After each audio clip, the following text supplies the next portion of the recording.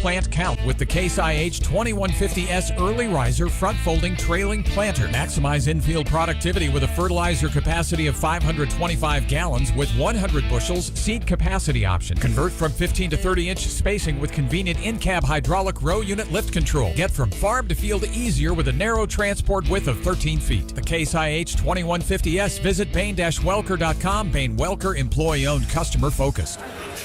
Hey, who's hungry? Because I've got a deal for you. Dennis Adele here to introduce you something new to the Morning Mayhem every weekday at 6:55.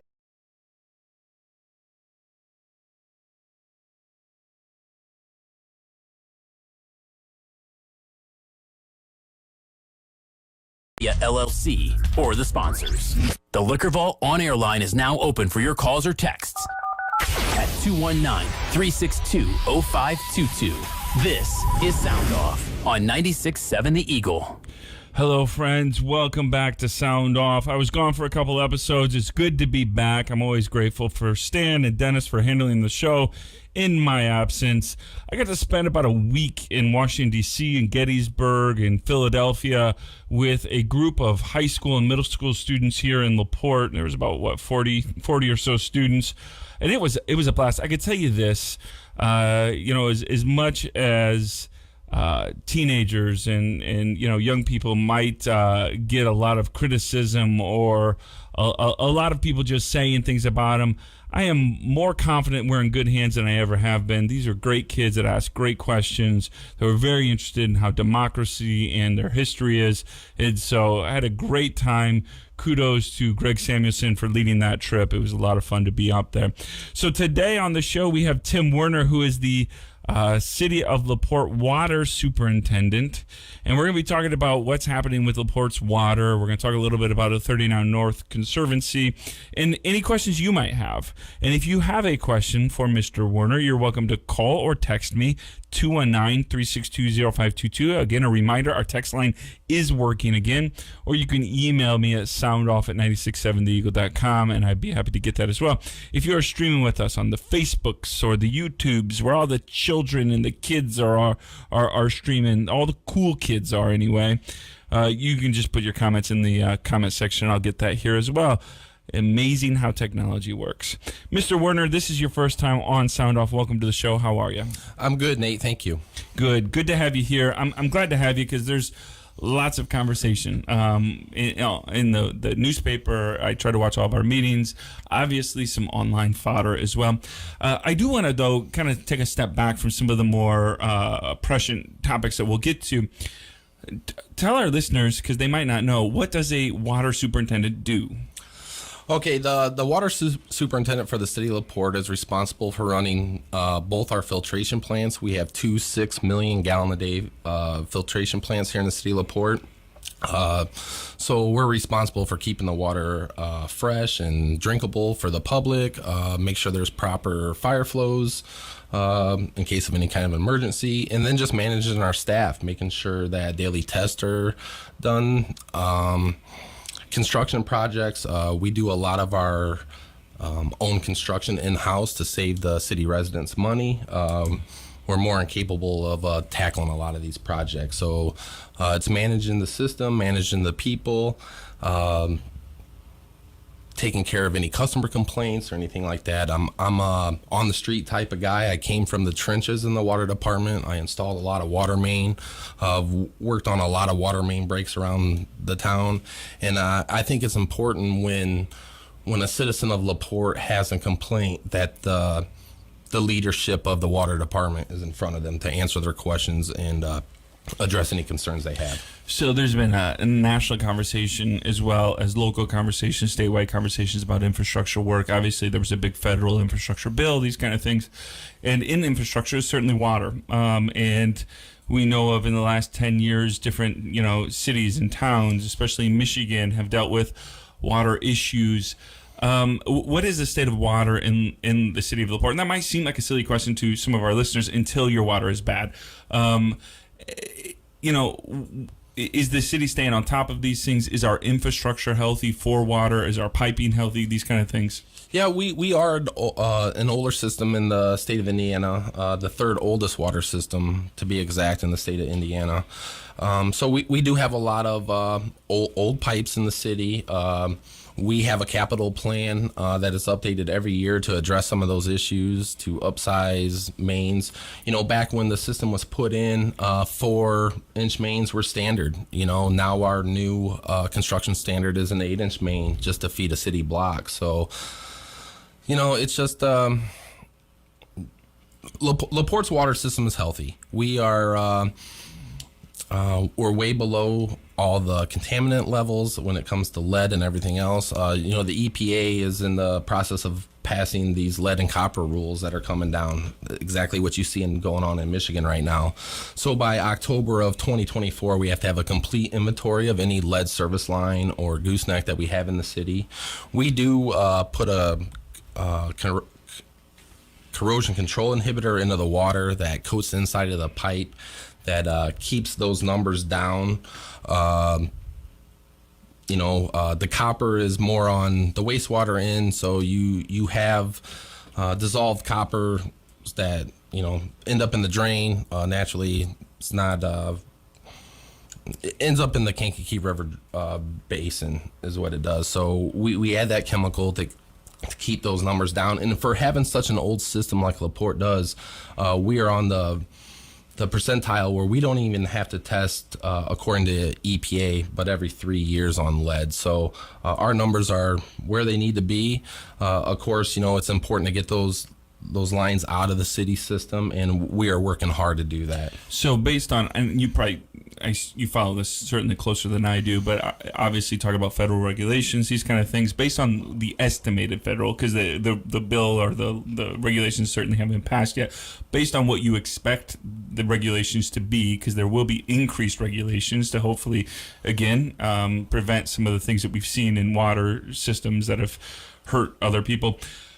Will the system, the way it is in LaPorte, be able to pass those new regulations, do you think? Or will there have to be some probably improvements to get to that level? I think our lead levels will pass those requirements. The issue will be is just removing those lead goosenecks.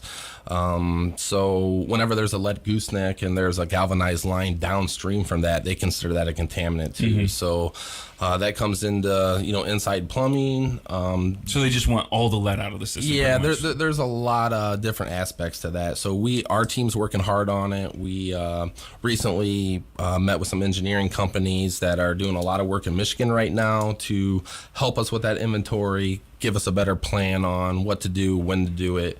And of course, we always try to stay ahead of the paving projects here in LaPorte. There's nothing that frustrates the public more than pave a road and then the water department comes and tears a hole in it. Yep. So we try to keep up on that. Real quick, Nate, though, I just want to make a comment.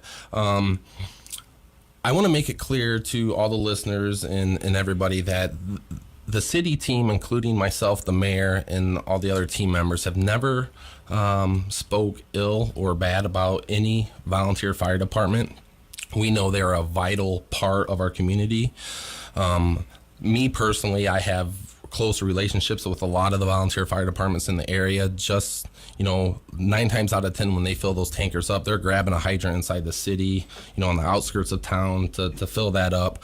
So it is important for us to keep those relationships, in good shape. And I just wanted to clear the air there. I know there's been a spin put out there that, we have some kind of ill feeling or not confident in what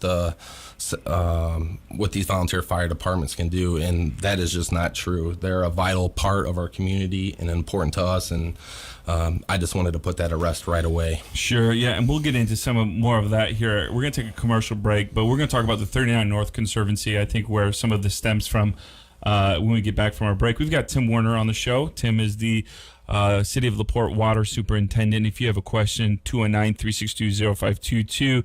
You're welcome to call or text me on that one, or you can email me at soundoff@967theeagle.com. We're going to come back. We're going to talk with Tim a little bit more about the 39 North Conservancy that you may have read about in the news or what's going on there, so we can hear from him about, get an update on what that is and maybe get some more details from him. But, keep listening. We'll be back here in a couple minutes on 96.7 The Eagle. Ben Conowitz here, owner of LaPorte Seamless Gutter. My parents started LaPorte Seamless Gutter in 1982 with one goal in mind, really. Our customers' 100% satisfaction. And we are still providing the same customer service that Tim and Seal Conowitz started all those years ago. Give us a call today for a free estimate at 219-362-9972, or you can visit us on the web, www.lpseamless.com. 219-362-9972. 350 vehicles in stock now at Auto Park Ford. AutoParkFord.com. 350 new and pre-owned vehicles, all at low Auto Park pricing. Brand new F-150s, 250s, Explorers, Edge, Expeditions, Mustangs, EcoSports, and so much more. In stock now. And get $2,000 off all new car orders. $2,000 off.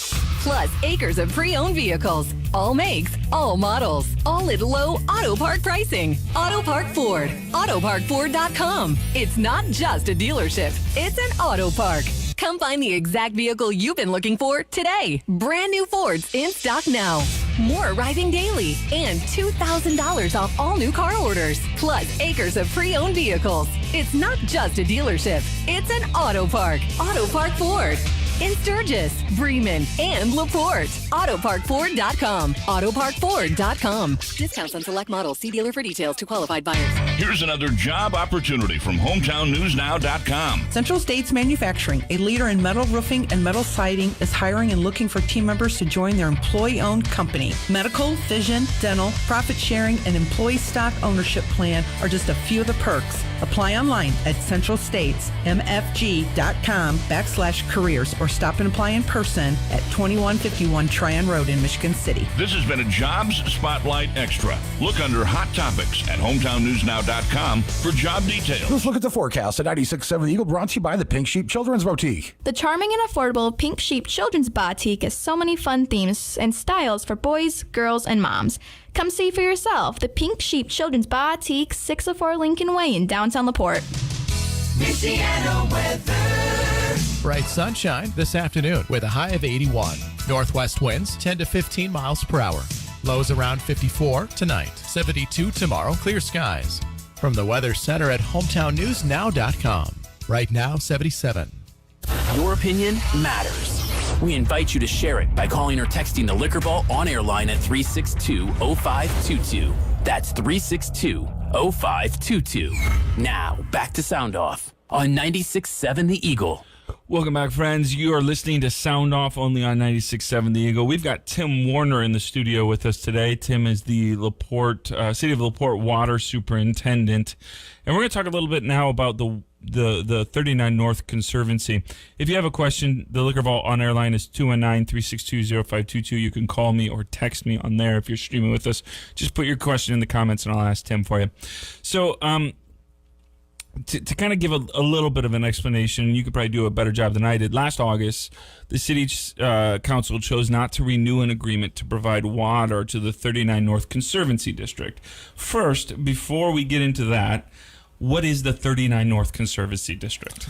Okay, so the 39 North Conservancy District is the area from, of course, down 39 North, north of Seavers Road, down to US 20, and then some of those smaller neighborhoods like Tiffany Woods, Briarleaf Villas, Chardu Lock, all in that area. A little bit of 300 North, basically the corridor of 39 North from Seavers to 20. And so currently, or for the last, 20, 25 years, I don't know how long, you can probably know exact date, but the city has been providing water and sewer services out to them, correct? Yes, 1998, I'm pretty sure, is when we entered the contract with the 39 North Conservancy District to supply them with a certain amount of water and then sewer service to the city of LaPorte. And why was that agreement made in the beginning? Why was getting city water and sewer out there important in the beginning? Well, I think it was important to the Conservancy District just to bring utilities to the area. as everybody knows, economic development is centered around utilities. So to develop that area, they needed city utilities, sewer, water in the area to help that area grow. And in the beginning, the agreement, I've not read the contract or anything. What were some of the agreements that were made there? Obviously, that area in my lifetime has grown significantly. What were the agreements? So the original agreement was the city would provide no more than 1,200 gallons a minute to the Conservancy District with once their daily usage got over to 1 million gallons a day, then different earmarks would come in place, whether that was different towers, different connections, stuff like that. The issue out there is not their daily flow or normal flow. And when I talk about normal flow, that's household usage, business usage, minus fire protection. So are they? So they're within their daily flow limits and expectations that was set years ago. So then, so we've got a water line that runs out to essentially 20, correct? No, it stops at 450 North at this time. Okay. Up until a couple of years ago, it stopped right at the toll road. Okay. The Conservancy District, put an extension on that 12-inch main from that area of the toll road down to 450 North and put a 6-inch main in there, which is one of the issues I have with the system. If the Conservancy District had a master plan for development of the area or a master plan for utilities, and their goal was to grow to 20, already knowing the restrictions of the water system, it's hard to believe that they would choke that system down any further. And just a little math real quick, I think puts some of this stuff in perspective for people. When you talk about, say, a 2-inch service line, let me back up for a minute. So when they ran that 6-inch main down to 450 North, they then ran a 1,500-foot service line to one of the asphalt businesses down there without providing fire protection. So to get the same amount of water through a 6-inch pipe, you need 18 2-inch service lines to provide the water that one 6-inch main will provide. It takes 6-inch water mains to provide the water that a 12-inch main will provide. So that kind of puts things in perspective for the listeners here to see how much that system was choked down further without providing fire protection down 450 North. So last August, the LaPorte City Council decided not to renew the agreement with 39 North. What was the precipitating factors for why the council decided not to renew that? Well, it was just hard for the city team to, swallow the fact that, it's when you have a hydrated system in place, which 39 North has, you expect to be able to fight a fire off of those hydrants. So those hydrants provide about 1,000 gallons a minute, about 1,100 at Severs Road, and then down, towards the toll road, it gets choked down a little bit more, just from the friction loss and stuff like that in the pipe. It gets down to the high 8s, low 9s. So when you take we talked about that daily usage, when you take that number, as that number increases, the daily usage, that available flow for fire naturally goes down. So the booster station pump, the fire pump we'll call it, is the largest pump inside the booster station. It has a capacity of 1,500 gallons a minute. So when that is triggered in a fire situation, you also have that normal usage anywhere from 1 to 300 gallons a minute. So that brings that available fire flow down even further, to 14, even down to 1,100. So essentially what that means is when the fire department pulls up on a working fire out there, if there's a fire suppression system in some of the buildings out there, some of the large factories, you can't open up a hydrant. It's already using that available water in the fire suppression system. So when you go to open up that hydrant, now there's no water, and then it takes water away from that daily usage that we talked about. Anytime you drop a system pressure below 20 psi, it's an automatic boil order. That's an IDEM standard. At that time you can get groundwater infiltration inside of the pipe, contaminants, things of that nature. So it's very important to keep that psi above 20 when you're talking about a working water system. So then after the city council did that in August, if I'm following this right, there was essentially a 4-year wait, or 4-year, the city has agreed to cover for 4 years after the contract was not renewed, for the Conservancy to either fix issues or find another way to get water or whatever. And we're about 3 years now, right? August will be 3 years left of that. And the contract stated that we only had to give them 3 years notice, and we actually gave them more than 3 years notice. And all we're looking for is a solution to this problem. So what are the possible solutions? So obviously you want more water flow out there, or you want for fire protection, particularly, is what I keep on hearing from the city. You want more fire protection water out there. What is the solution for that? So the solution is multiple suction points. Right now there's one tap onto the city system, so we supply that supply through one line. So it'd be nice to get some other mains connected into that booster station, which in the contract it states is 39 North's responsibility to pay for and install those suction points into the system. So that's all they have to do? No, we're also talking about a water tower. So let's get into the dirt a little bit about the system. So their system is built like a tree system. So basically, there's one direction that water flows from the booster station out to the toll road. Here in the city, we have a grid or a loop system where we can tap multiple hydrants in different areas around a working house fire or structure fire and pull water from different directions. That's not the case out there. There's only one path, one direction that water flows. So a lot of misconception is, okay, you see a hydrant all the way down 39. Well, why can't we get 1,000 gallons a minute out of each of those hydrants? Once you take that 1,000 gallons a minute out of one hydrant, there's not much left for the next.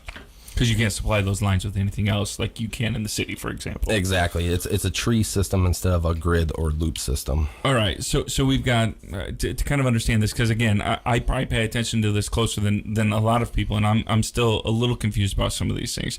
So you've told the 39 North Conservancy. By the way, we've got Tim Werner, the City of LaPorte Water Superintendent, on the show. I want to give a call out for that as well. And if you do have a question, 219-362-0522, you're welcome to call or text us if you have a question about this.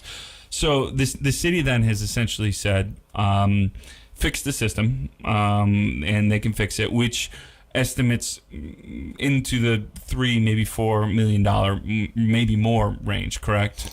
So the estimate that the city has from an engineering firm that is worked with several municipality water systems is about $10.5 million to make all the upgrades. See, the issue out there is not just putting up a water tower. So, the average monthly usage for the whole system, 39 North system, is roughly 1.3 million gallons a month. And when you put a 500,000 gallon tank in there with 500,000 gallons of water, then it becomes an issue to turn that water over, to keep it fresh. So there comes some connections that have to be made to allow that water to come back into the city, during the night when we can turn our filtration plants off, to drain that water slowly out of that tower and then replenish it with fresh water, because it's important to keep those chlorine residuals up to keep the water safe for drinking. And the state allows the ability for a city in an area like this to charge a conservancy like 39 North extra for services, correct? Yes. So the Indiana Regulatory Committee allows utilities to charge up to 15% on top of their normal rates to outside city customers. But that won't pay for the amount needed to do these infrastructure improvements? No. It's it's going to take some funding. So the city is the only one that's come to the table with a solution to this. And what's the city's solution? The city's solution,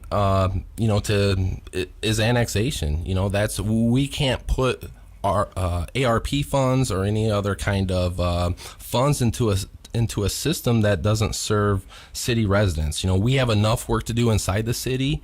It wouldn't be fair to the city residents who have flipped the bill of the water department and all these infrastructure upgrades that we make on a regular basis to take that money outside to non-city residents. So, to be able, for the council and to approve these funds out of our, the ARP money, they're going to have to become city residents for us to put that dollar amount there. All right, we've got Tim Werner, the LaPorte Water Superintendent, on the show today. We're talking about 39 North Conservancy, which has been a topic in county and city conversations. I know we talked a little bit about it when we had Council President Rainey Novak on the show as well. If you have a question, 219-362-0522, you're welcome to call or text me. Let's get to our first call, and then we'll go to break. Hey, thanks so much for calling. What's your question for Superintendent Tim Werner? Yes, sir. Thank you for coming on and answering the questions. When this was installed by the Conservancy District, did it have to be approved by the city or IDEM or some state entity or the water treatment facility?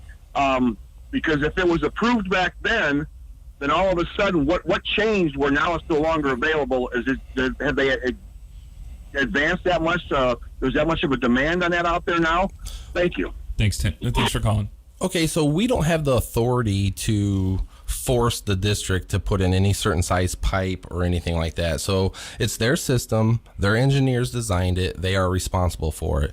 All we do is maintain it, make sure that it's up to IDEM standards when it comes to testing, things like that. So it was not approved by the city. That's the city doesn't make that approval. That's approval that 39 North does through the approval process through IDEM, and a lot of it's not based on flows at the time. It's basically we gave them recommendations when they came to us and said, hey, we want to hook on to your guys' system.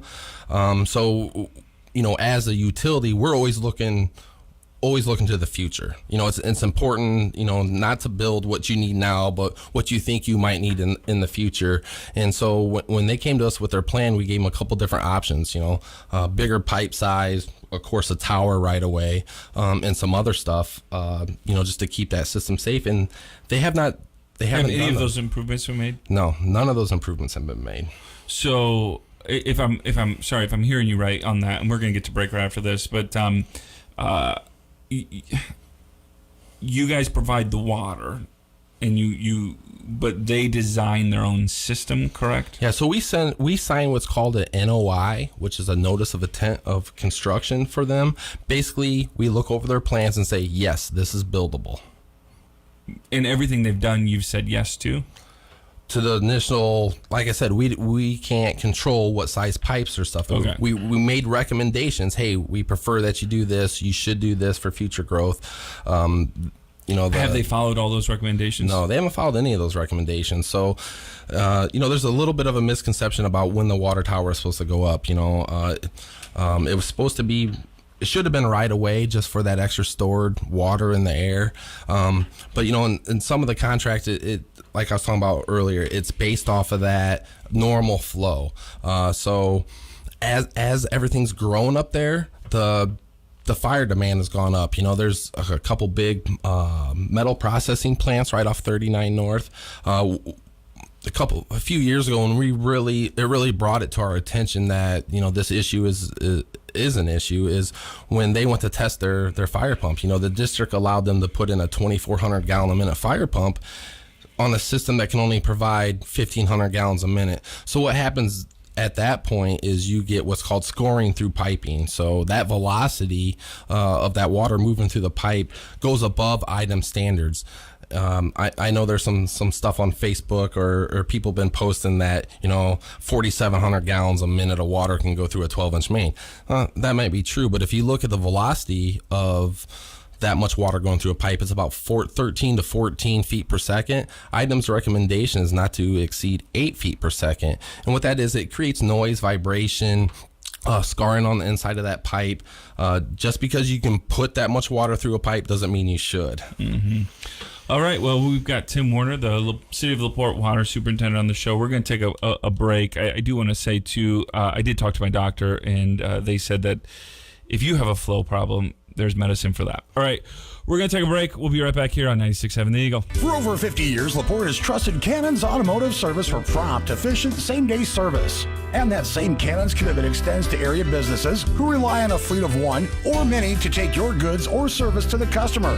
Whether it's the truck or trailer that needs maintained or fixed, trust Cannon's Automotive to maximize your productivity with same-day service. Now with 2 Cannon's locations, 710 Tyler Street and 909 Boyd Boulevard. With Cannon's Automotive, we fix everything.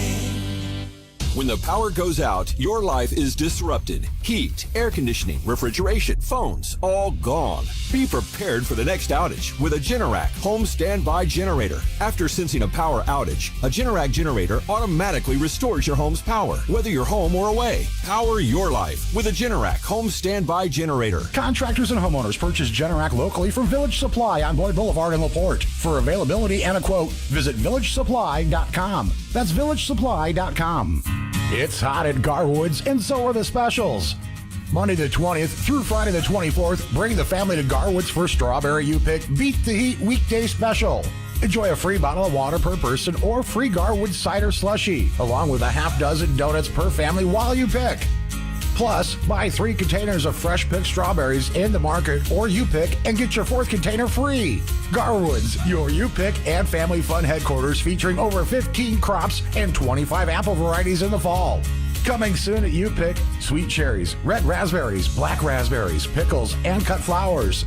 In the market, South Carolina peaches $2.69 per pound, Georgia sweet corn 50 cents per ear, Georgia cantaloupe 3 for $10, fresh Michigan asparagus just $3.49 a pound, Michigan ruby red rhubarb just $3.99 per pound.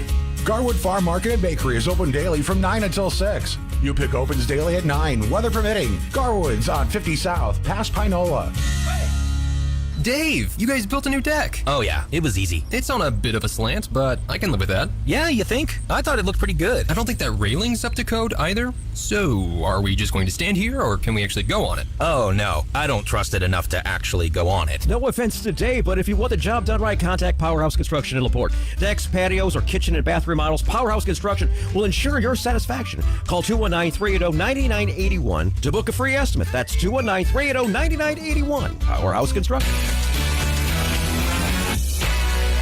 Looking for a hard-to-find item you can't find in the stores? Maybe you'd like to sell a few items you no longer use or need. Maybe you're looking for help around the house or yard. Tradio is the answer. Every weekday following your 9 a.m. news, join Joe Happel and Jeff Wugazer for Tradio on 96.7 The Eagle. It's your time to call the Liquor Vault on-air lines at 362-0522 to buy, sell, and trade just about anything, even those hard-to-find items. Tradio, brought to you by Sowers Buick GMC and by Lighthouse Estate Management. Join us for Tradio, weekdays from 9:06 a.m. until 10 on 96.7 The Eagle. We're waiting to hear from you. Dial or text 362-0522 and let us know what you think. That's 362-0522. Back to Sound Off on 96.7 The Eagle. Welcome back to our final segment of Sound Off. We've got LaPorte City Water Superintendent on the show, Tim Werner, and he's answering questions that you might have about the water in LaPorte, the 39 North Conservancy District, these kind of things. If you have a question, we've got a couple more minutes on the show. We've got about 7 or 8 minutes. 219-362-0522. You're welcome to call or text. We did get a text here. At this time, how many water towers does the city of LaPorte have? Okay, so currently we have 3 water towers inside the city limits. The East Tower, which is off Monroe Street, the Brighton Street Tower, and the Weber Street Tower. And then we also have a tower at the Summit Farm, the old prison farm up on Johnson Road. So the city has water pumped all the way out to the Summit Farm? Yeah, and let me address that real quick. I know there's a lot of, I'm going to call them Facebook tough guys, making comments about, the city put another spur onto the the 39 North Conservancy District that created this problem. So the initial contract in 1998 only gave the district 1,200 gallons a minute, and that was a restriction through the pump inside the booster station.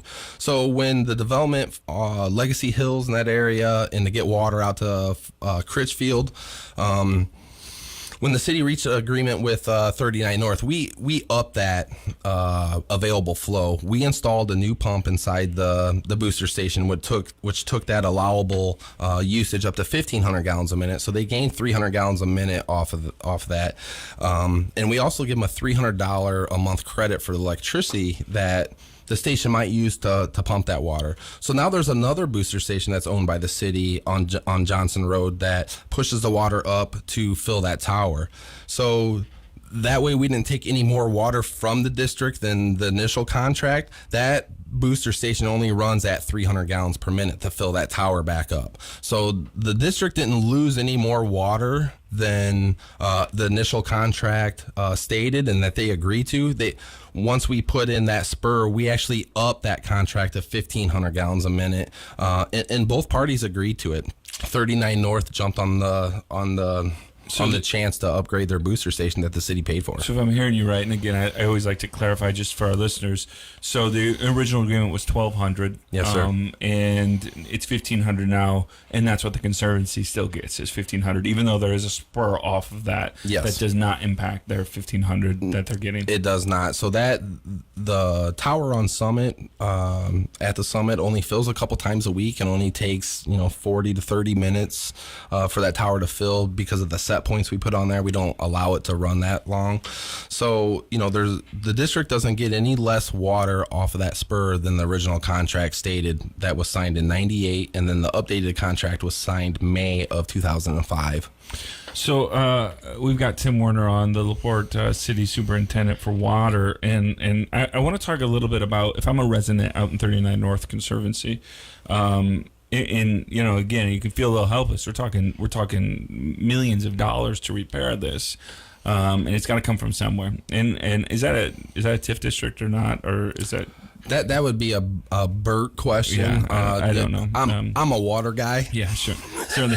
I didn't know where their income can potentially come from in that the revenue can come from in that area. But anyway, you got to be a little nervous because again, in 3 years, if the city turns off the water to that area because the improvements or whatever weren't made, you have no water or sewer anymore. Let me just state this: we're not going to leave the residents out there without water.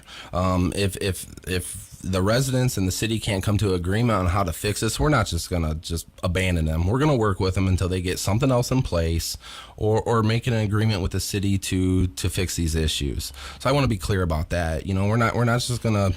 All of a sudden, nobody's going to have water out there, But to further this process, we had to make a stand somewhere because for the last 25 years, we haven't got anything out of the district. So there comes a time where, you got to put on your boots, even though they're uncomfortable decisions to make. You have to do it in the good of public safety. To keep the residents safe out in that area. And are you having meetings with the residents? Are you guys talking about this stuff right now with them? What if they're listening to the show and they want to know more because they don't know enough about it, or they've got some fear about what it is? How do they find out more about what they can do, or Well, first of all, anybody can call me 326-9540 at the Water Department. I'll be more than happy to discuss these issues with anybody, and contact the mayor. If you want to talk about the annexation part of this or any other aspect of it, our team, we're all professionals in our area. And I enjoy giving the mayor's cell phone out. It's 219-363-7293. If you'd like to call the mayor, it's 219-363-7293. I encourage you to call that around 11 o'clock, 12 o'clock at night, right when he's getting ready to go to bed, maybe 4 o'clock in the morning. You get up, you just feel like talking to the mayor. That's a great time to do it. So, again, we're going to have these ongoing conversations. I'm hoping to get somebody from the Conservancy. If you're listening to this and you want to come on, just contact me or whatever. We'd love to have you on as well, just to explain to our listeners a little bit more what's going on there.